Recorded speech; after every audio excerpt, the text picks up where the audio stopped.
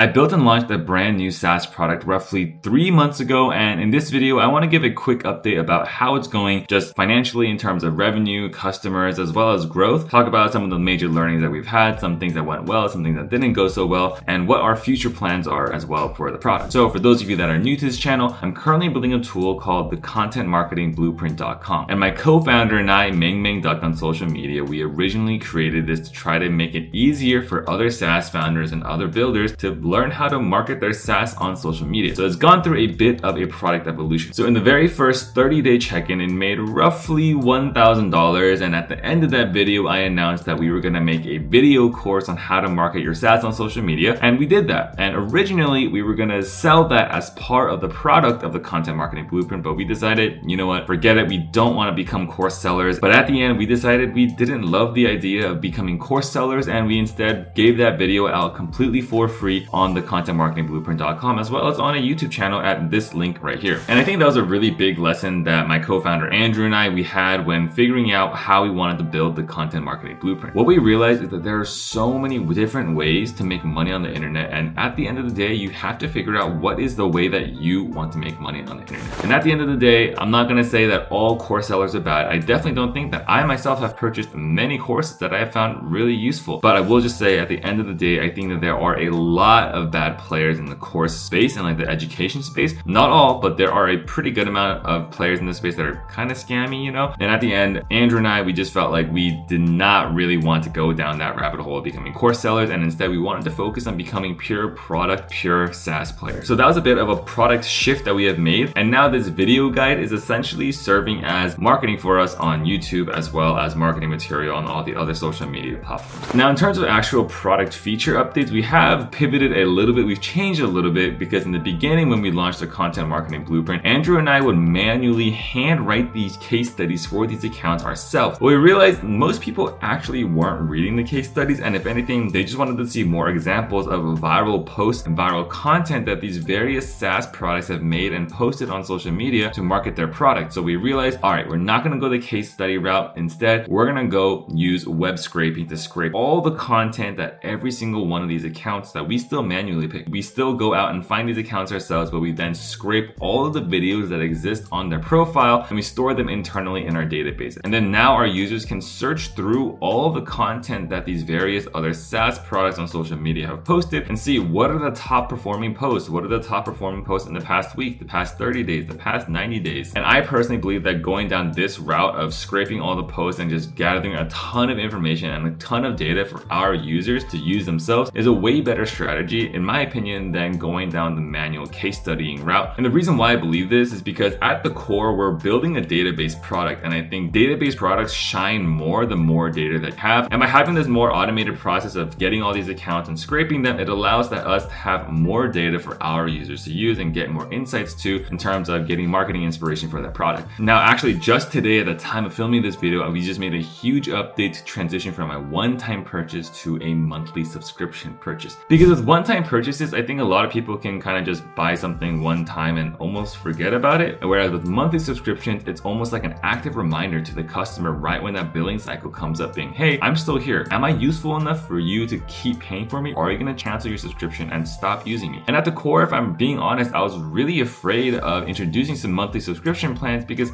I was afraid that the tool actually was not going to be that useful, and anyone that subscribes is only going to subscribe for 1 month and then cancel their subscription immediately because they just didn't find it useful anymore. And I was really afraid of coming face to face with that failure. Like, oh, is the product not that useful anymore? Did I just waste multiple months building this out and marketing it, spending money to build it out as well? But at the end of the day, I think it's really important to have this realization sooner rather than later. And that's why at the end of the day, my co-founder and I, we decided to pull the trigger and go into that monthly subscription revenue rather than the one-time purchase, because we need to see how useful is our product. If our product is not useful, there's no way that it can actually grow really large. It has to be useful enough for people to continually pay for it month over month and have it be an integral part for their day-to-day marketing workflow for their product. We literally just made that change a couple of hours ago, so hopefully in the next update that I do here, I'll have some type of signal, hopefully positive, that the subscription play was a good play and it actually proves that our product is super useful. Fingers crossed I can provide some good news at the next product update that I have. Now, in my previous video, I talked a lot about our marketing and our distribution process, and I want to touch on that right now as well, because we really believe that organic social media marketing, and specifically for this tool as well, can bring a lot of eyeballs in and serve as really great marketing material for our product underneath. Have we had really explosive growth from the last time that I made this update video? No, but we have been growing and our content has been getting better, and we've been getting more views, more impressions, and I think we're still trending in the right direction. And at the end of the day, organic social media content, it is really just a long-term game. You just have to keep going at it, keep creating this huge backlog of content, and that's what we're in the process of doing right now. I still believe that organic video is going to be a strong part of our marketing component for many, many months and years to come. Now, in the previous update video, I did mention how I was trying to use Twitter and LinkedIn for marketing, and we're still doing that, but I'll be honest, I just still haven't quite cracked the code for Twitter and LinkedIn marketing for my product. I'm still just trying to write tweets, getting shots on the board, getting shots at goal, getting better every single day, but I still haven't really found my written voice. I feel like it's very clear what my video voice is. I'm way more comfortable talking to a video like I am right now, but writing tweets out, writing posts, writing content, writing engaging content, still not my strength. But at the end of the day, I still do think that it's going to be a very, very valuable part of our company's success for this product, because I do believe that a large part of tech Twitter could be really good customers for our product. So we're still going to be chipping away at that. But now I want to transition into a little bit about some of the things that we're going to be changing or experimenting with moving forward. Now, I'll be honest, in terms of the product perspective, there's nothing too much on the immediate roadmap that we're trying to change right now. At the end of the day, we're just trying to grow our database to be the best database out there. So a lot of our time is actually spent finding these interesting SaaS accounts, and then maybe one product avenue that we are thinking of dabbling in, maybe not super immediately right now, but maybe in like 2 to 3 months, is that we're potentially looking into expanding our database from just focusing solely on the SaaS niche and SaaS products that are successfully marketed and grown on social media, to also including things like e-com and other niches as well. I definitely think that there's a big market for an e-commerce database, like organic content inspiration database for e-commerce products as well. So that's an avenue that we're potentially looking at, probably not super immediately. We still do believe that there's a lot of room to grow just in the pure software space, and we think that we haven't even come close to filling up our potential in the software space right now. So that's kind of a potential product update that we're going to make in the future. But in terms of other hard product features, nothing too crazy, nothing too fancy. We're really just doubling down on finding the best accounts and finding the best pieces of marketing content that other SaaS products are using to provide the best source of inspiration for other companies and other businesses out there. And now something that we're trying to do different in terms of the marketing and the growth angle is we're actually thinking of running paid ads. My co-founder and I are working with this one person who runs a paid ad agency. He is a friend of my co-founder, so it's like one of the boys. We're assembling our team a bit more, and we're really excited to see what paid ads can do.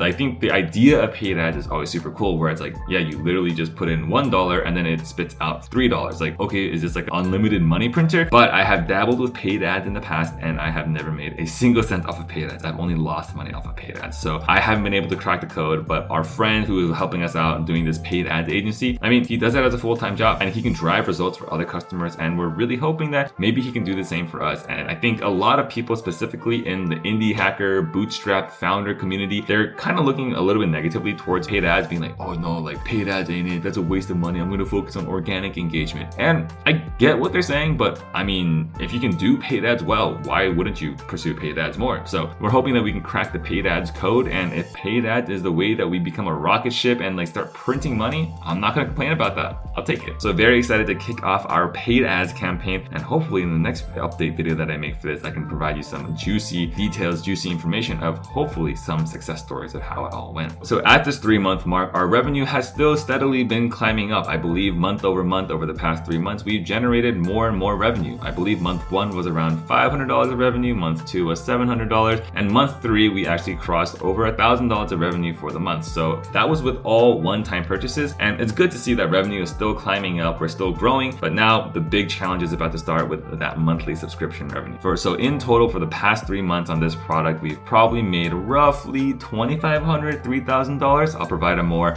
finalized official calculation somewhere on the screen right now about how much money we've actually made, but we're still growing. So we're still making progress a little bit day by day. We haven't taken off like a rocket ship quite yet, and we're still figuring out a lot. I think we finally have a bit more vision on product direction and product roadmap for the future. And right now, a big focus of ours is figuring out and cracking the code for marketing and distribution for our product. So that's what we're mainly going to be focusing on for this product. But overall, in 3 months, I'm still happy with where we're at right now. So excited for the next couple of months and to see what's to come on from there. Thanks for watching today's video. And if you made it this far in the video, number one, thank you for watching this much. And leave a comment down below with an emoji. Try like a hamburger emoji. And if I see your comment has a hamburger emoji, I'll comment on it. I'll reply to it. I'll engage with you there. Thanks so much for watching, and I'll see you in the next one.